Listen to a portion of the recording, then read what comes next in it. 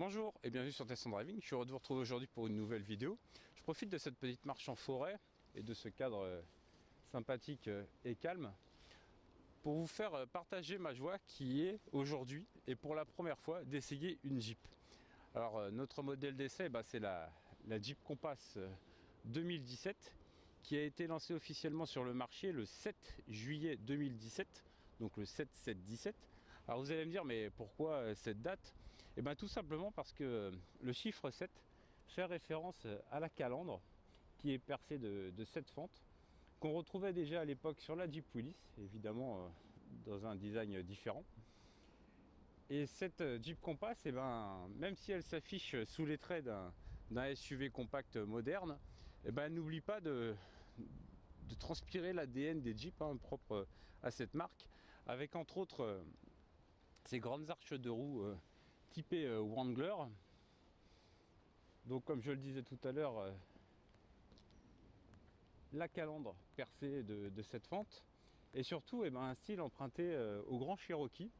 Alors ici évidemment les dimensions sont un petit peu plus contenues. La voiture mesure 4,40 m de long pour 1,81 m de large, et on a une garde-sol de 20 cm4 qui permet évidemment de s'évader un petit peu hors du bitume quand on en a envie. Alors comme je l'évoquais tout à l'heure, la Jeep Compass elle rappelle inévitablement le Grand Cherokee. On retrouve entre autres ses ailes gonflées qui lui donnent un style musclé. Sur cette voiture, on a une signature lumineuse à LED pour les feux d'urne spécifiques, avec entre autres en dessous les anti-brouillard ornés d'un jonc chromé. Du chrome qu'on retrouve sur la prise d'air du spoiler avant, elle est assez large comme vous pouvez le constater, et qui fait aussi office de sabot de protection. Et on a cette bande chromée là qui parcourt tout le pavillon, qui souligne le toit, qui redescend sur la lunette arrière. C'est joliment dessiné et ça lui donne un style racé et dynamique qui est plutôt appréciable. Alors à l'arrière, on a une signature lumineuse à LED spécifique, ce qui permet vraiment d'identifier ce modèle de nuit pour les connaisseurs. Alors comme vous pouvez le constater, notre version c'est une version 4x4, mais on reviendra dessus tout à l'heure. Elle a une finition limited. Et puis on a quelques détails sympas avec entre autres ce pot d'échappement qui est joliment dessiné. Il est très sympathique, il est chromé. Et puis surtout ce large sabot de protection qui permet de protéger le dessous arrière quand on s'aventure hors du bitume.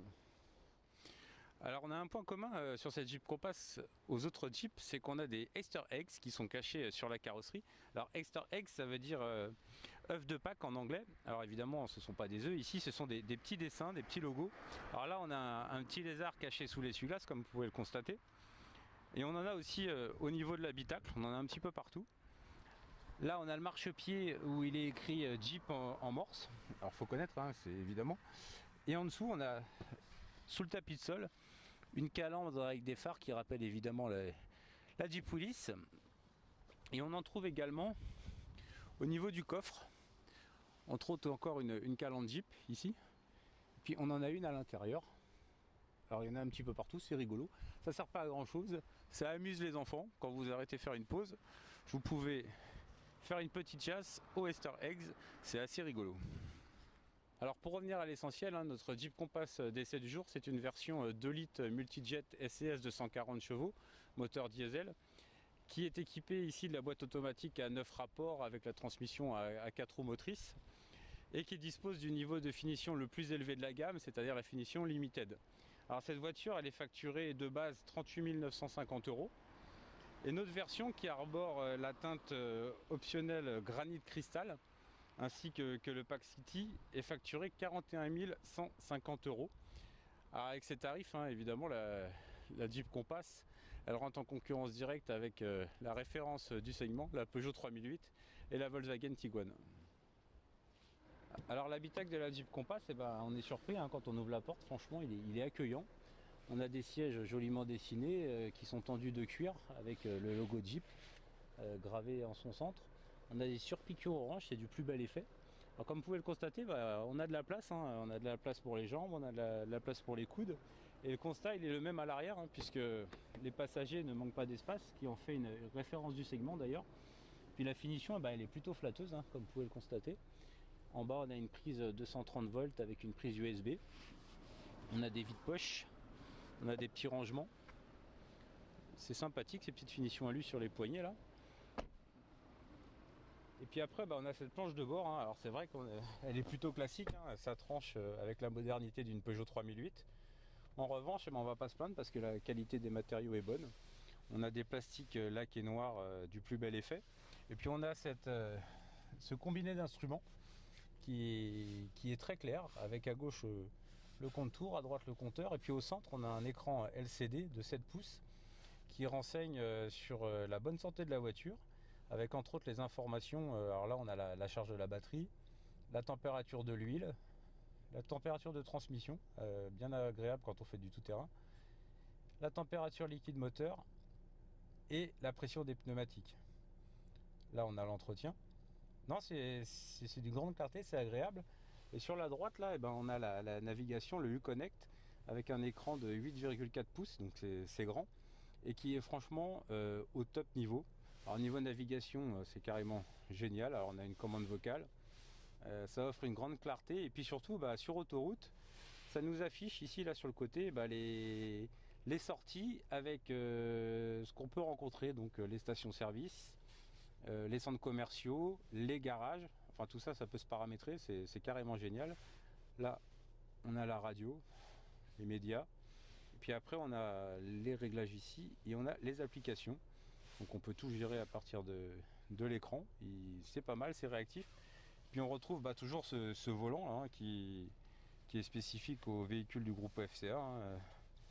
Et du coup, on a les commandes vocales ici, on pilote l'ordinateur de bord, le régulateur de vitesse. Un peu plus bas on a la climatisation, hein, qui est pas mal du tout d'ailleurs, parce que comme vous avez constaté, on peut le régler comme ça aussi, hop, sans forcément tourner les molettes, on peut faire ce qu'on veut. C'est plutôt sympa. Et puis là on a la molette qui gère la transmission 4 roues motrices. Donc on a plusieurs programmes, on a le mode auto, on a le mode neige, snow, le mode sable, sand, et le mode boue, mud. Franchement, c'est assez efficace en tout terrain, je l'ai testé, c'est très très bien. Et puis on a cette boîte automatique à 9 rapports qui est pas mal du tout, hein. Elle est facile à manier, elle est assez réactive, et le mode séquentiel est vraiment impeccable. Et puis là on a un frein à main électrique et on peut désactiver le start and stop et l'anti-patinage. Non, vraiment une voiture sympathique et agréable, on apprécie. Alors la Jeep Compass dispose d'un volume de coffre intéressant. On dispose de 438 litres lorsque les banquettes sont relevées. Alors, on a une banquette qui est divisée en 3 parties. Alors on peut rabattre la partie centrale. Alors petit bémol, hein, comme vous le voyez, cette partie là n'est pas exploitée, donc ça c'est pas idéal.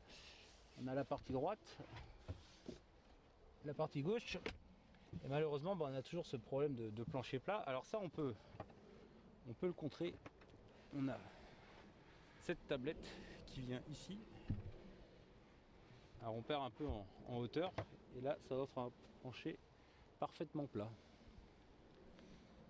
Alors il y a un petit bémol hein, au niveau de la plage arrière, elle est hyper difficile à enlever, et on est obligé de rabaisser les banquettes pour l'enlever, et là ça demande une certaine gymnastique, il faut tirer, voilà. C'est pas facile, il faut se battre, c'est pas évident.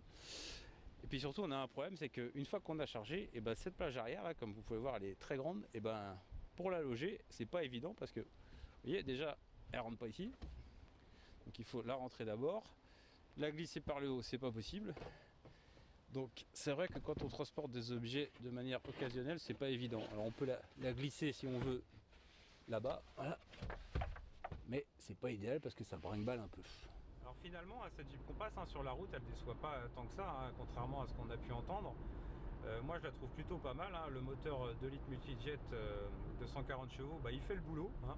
Avec son couple de 350 Nm disponible dès 1750 tours, il autorise des relances plutôt satisfaisantes. Alors évidemment, les performances ne sont pas exceptionnelles, hein. On est sur un 0 à 100 en 9 secondes 9 pour une vitesse maxi de 196 km/h. Mais il y a une explication à ça, c'est que la voiture elle pèse quand même 1625 kg, et évidemment ça joue sur les performances. Pour le reste, bah, écoutez, la boîte de vitesse, c'est un régal, hein. Les 9 rapports passent sans qu'on s'en rende compte. Le mode séquentiel, il est d'une grande douceur, on n'a pas d'à-coups. La boîte est plutôt réactive et elle épaule bien le moteur. D'un point de vue motricité, aucun souci, hein. Avec les 4 roues motrices, on est vraiment en sécurité en toutes circonstances, hein. Ça s'enclenche dès qu'il y a des pertes d'adhérence. Non, vraiment aucun souci. En revanche, méfiance sous la pluie, puisque le freinage qui est très bon a tendance à déclencher l'ABS très tôt, dès que le revêtement devient glissant. Et parfois on est surpris, même à toute petite vitesse, on a des déclenchements d'ABS qui arrivent très tôt. Alors d'un point de vue châssis, hein, la Jeep Compass, hein, il est clair qu'elle est un cran en dessous de ses concurrentes, hein, et il y a 2 raisons à ça, hein. La première, c'est qu'on a une suspension qui est calibrée pour le confort, hein, c'est vraiment très souple. En plus, la garde au sol rehaussée, ça offre un petit peu de roulis dans les virages. Et la seconde, c'est que cette voiture, elle est équipée de jantes de 17 pouces qui chaussent des pneus en 225 par 60. Alors évidemment, le 60, ça nous donne des flancs très hauts. Et du coup, on a un petit effet ballon. Et puis il y a surtout cette direction qui manque de précision et qui ne fait pas remonter toutes les informations. Et du coup, parfois, on ne sait pas trop où sont les roues. Donc c'est un petit peu flou dans le point milieu. Mais franchement, sur la route, il n'y a rien d'alarmant. Et puis sincèrement, entre nous, on s'en fout, hein, parce que... tout à fait, entre nous, vous feriez ça avec un Peugeot 3008 ?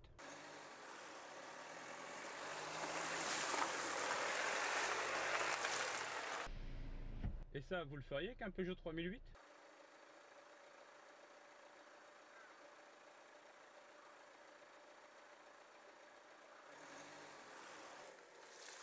C'est ici, hein, hors du bitume, que la Jeep Compass elle se démarque de ses concurrentes, hein. Sa garde au sol et le couple de ce moteur, ils font merveille. Le sélecteur de motricité, il adapte parfaitement la transmission au terrain sur lequel on roule. C'est un SUV qui n'a pas peur de se salir, hein, et on prend beaucoup de plaisir à s'évader à son volant.